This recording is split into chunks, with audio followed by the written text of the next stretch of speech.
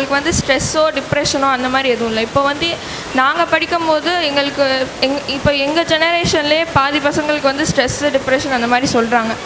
இது வந்து ஏன் அப்போது இல்லாதது இப்போ வந்திருக்கு? இப்போது இந்த டேர்ம்ஸ் கண்டுபிடிச்சதால் வந்து அவங்களா மைண்ட்ஸ் பிளேவா இல்லை வந்து உண்மையாகவே இது இருக்கா? அந்த காலகட்டத்தில் எங்களுடைய தாத்தா பாட்டிலாம் இறந்தபோது எதற்காக இறந்தாங்கன்னே தெரியாது. இறந்துட்டார் அப்படின்னு சொல்லுவாங்க. அப்புறம் மெடிக்கல் சயின்ஸ் வளர வளர வளர அவங்க இதனால் இறந்தாங்க, அதனால் இறந்தாங்க. புது புது புது புது வியாதி, புது புது லேபிளு, புது புது டெக்னாலஜி, அது புது புது மருந்து. பிறக்கிறவன் இறந்துகிட்டே இருக்கான். கரெக்டாக? இதே மாதிரி மன உளைச்சல் அப்படின்னு நம்ம நினைக்கிறதுன்றது எல்லா காலகட்டத்திலேயும் இருந்திருக்கு. 1000 வருஷத்துக்கு முன்னாடி ராஜராஜ சோழனுக்கு என்ன மன உளைச்சலாக இருக்கும்? தனக்கப்புறம் ராஜேந்திர சோழன் வருவாரா? இல்லை தன்னுடைய படம் பார்த்துருப்பீங்களா எல்லோரும்? பொன்னியின் செல்வன் பாட்டுள்ள எனக்கு பதிலாக என்னுடைய கசின் வந்துடுவானா, பெரியவரோட பையன். அவருக்கு அது மன உளைச்சலா, மன உளைச்சல் இல்லையா? நம்ம அதுக்கு பேரை கொடுத்துட்டோம், அதனால் அது இருக்குதுன்னு சொல்கிறோம்.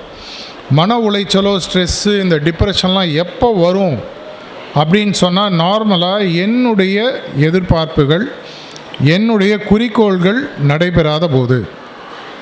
நான் இன்றைக்கி படம் போனோன்னு சொல்கிறேன், எங்கள் அப்பா அம்மா என்னை அழிச்சிட்டு போல. உடனே பசங்க என்ன சொல்லுவாங்க? கிரிஞ்சு அப்பா, நான் ஒரே ஸ்ட்ரெஸ்டாக இருக்கேன். கரெக்டாக? அதனால் ஸ்ட்ரெஸ்ஸு டிப்ரெஷன்ன்றது உங்களுடைய எதிர்பார்ப்புகள் சார்ந்த விஷயம். இது பகவத்கீதையில் ஆரம்பித்து எல்லா மதத்திலையும் இன்னி வரைக்கும் இருக்கக்கூடிய ஆன்மீக குருக்கள் எல்லாருமே சொல்லக்கூடிய ஒரு விஷயம். வாழ்க்கையில் உனக்கு 2 விஷயங்களில் தான் கண்ட்ரோல் இருக்குது, 3வது விஷயத்தில் கண்ட்ரோல் கிடையாது. முதல் விஷயம் நமக்கு கண்ட்ரோல் இருக்குதுன்னு பார்த்தீங்கன்னா, குறிக்கோள் அமைப்பதில் உங்களுக்கு கண்ட்ரோல் இருக்குது. உங்களுடைய வாழ்க்கையில் எது நடக்க வேண்டும் என்ற குறிக்கோளை உங்களால் அமைக்க முடியும். நடக்குதா இல்லையாத வேறு விஷயம்.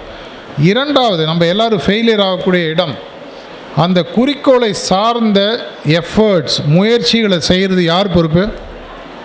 நான் தான் பொறுப்பு. நம்ம எல்லாம் என்ன நினச்சிருக்கோம்? 100க்கு 100 வாங்கணும் அப்படின்னு குறிக்கோள் வச்சிடுறோம். ஆனால் 100க்கு 100 குறிக்கோள் வாங்கணும்னு சொன்னால், முகமது அலி ஒரு தடவை சொன்னாராம், அவர் வந்து ஒரு நாளைக்கு 12 மணி நேரம் ட்ரைனிங் பண்ணுவாராம். முதல் 10 மணி நேரம் ட்ரைனிங் பண்ணிவிட்டு கம்ப்ளீட்டாக உடம்பு சோர்ந்து உட்காரும் பொழுது திரும்பி ஆரம்பிப்பாராம். முகமது அலி ஒரு ஃபேமஸ் பாக்ஸர், கேள்விப்பட்டிருப்பீங்க. அப்போ அவர் ஒருத்தர் கேட்டாராம், ஏங்க இதுக்கப்புறம் பண்ணுறீங்கன்னு. உலகத்தில் இருக்கிற எல்லா பெரிய பாக்ஸரும் 10 மணி நேரம் ட்ரைனிங் பண்ணுவான். அந்த 10 மணி நேரம் ட்ரைனிங் நானும் பண்ணிட்டேன். இந்த 10 மணி நேரம் நான் பண்ணுறது அவனுக்கு ஈக்குவலாக இருக்கிறதுக்கு, அந்த 10 மணி நேரம் நான் பண்ணக்கூடிய ட்ரைனிங் தான் எனக்காக நான் பண்ணிக்கிறேன், மற்றது உலகத்துக்காக பண்ணுறேன்.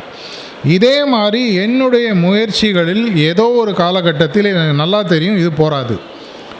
குறிக்கோள் அமைத்தல், முயற்சிகள், இது 2 என் கையில் இருக்குது. 3வது என்ன? ரிசல்ட்ஸ்.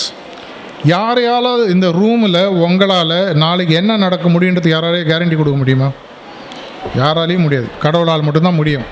நாளைக்கு கார்த்தால எனக்கு இட்லிக்கு தொடுக்குது சட்னி கிடைக்கும், யாராலையும் தைரியமாக சொல்ல முடியுமா? முடியாது. திடீர்னு கார்த்தால வீட்டில் இட்லி மாவு வச்சுருப்பாங்க, சட்னிக்கு தேங்காய் கட்டு போயிடும், அது போல் வேறு தான் கொடுப்பாங்க. எந்த விஷயங்களுமே நம்மளுடைய மனதில் விளைவுகள் என் கையில் இல்லை. உதாரணத்துக்கு உங்களோட பேசும்போது மேக்ஸிமம் ஸ்ட்ரெஸ்ஸு டிப்ரெஷன் யாருக்கு தெரியுமா வரணும்? எனக்கு தான் வரணும். எதனால்? நான் சொல்கிறது எதுவும் நீங்கள் கேட்கலன்னு தெரியும், போய் சொல்ல மாட்டீங்கன்னு தெரியும், போய் செய்ய மாட்டீங்கன்னு தெரியும். அப்படின்னா எனக்கு எவ்வளோ ஸ்ட்ரெஸ்ஸு டிப்ரெஷன் வரணும்? ஏன் வரல? நான் முதலே தெளிவாக இருக்கேன், இங்கேருந்து ஒன்றும் நடக்காது. அப்போ என் வாழ்க்கையில் நான் ரொம்ப தெளிவு. விதை விதைப்பது என் கையில் இருக்கிறது. விதையிலிருந்து மரம் வர்றதுன்றது யார் கையில் இருக்குது? எந்த இடத்துல விதைக்கணும், எந்த மண்ணில் போடணும், எவ்வளவு உழணும், எவ்வளோ தண்ணி விடணும், எவ்வளோ உரம் வைக்கணும், எப்படி களை எடுக்கணும், இது எல்லாமே எனக்கு தெரியும்.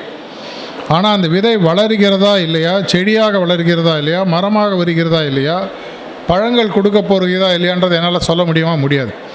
என்னோடய வாழ்க்கையில் ஒரு 25-26 வயசில் நான் கற்றுக்கிட்ட ஒரு முக்கியமான விஷயம், என்னுடைய ஒரு அந்த காலத்தில் எனக்கு தெரிந்த ஒரு நண்பர் அவர் தெளிவாக சொன்னார், எவனும் உலகத்தில் உன்னை பற்றி கவலைப்படல, உன்னோட ரிசல்ட்டை பற்றி திட்டுறவங்க கூட அந்த நேரத்தில் திட்டிட்டு அவன் போயிடுவான். கூட வந்து படித்து காட்டுன்னு அவங்க அப்பா அம்மா வருவாங்களா? வரமாட்டாங்க. டீச்சர் வருவாங்களா? வரமாட்டாங்க. சொல்லி தருவாங்க.